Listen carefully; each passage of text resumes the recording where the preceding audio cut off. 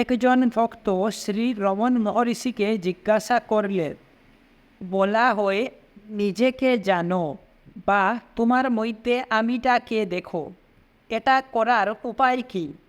এটা কি কেবল যান্ত্রিকভাবে সর্বদা মন্ত্র জপ করে যাওয়া, কিংবা জপ করে কেন জপ করা হচ্ছে সেটা সর্বদা মনে রাখা?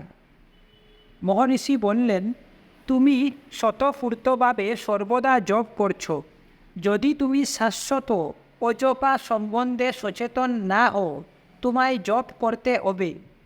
জপ চেষ্টা করে করতে হয়। চেষ্টার অর্থ অন্য চিন্তাগুলোকে দূরে সরানো। তখন এটা মানস ও আন্তর্জপ হয়।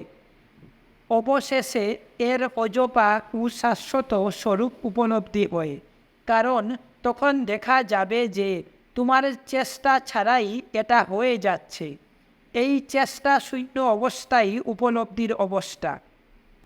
ভক্তটি আবার বাস্তব দৃষ্টিকোণ থেকে কিছু উপদেশের জন্য অনুরোধ করলেন, অর্থাৎ তার উপযুক্ত কোনো উপদেশ। মহর্ষি বললেন, এটা বাইরে নয়, সেজন্য অন্য কোথাও খুঁজতে হবে না। এটা অন্তরে আর শাশ্বতও বটে। এটা সর্বদা অনুভূত।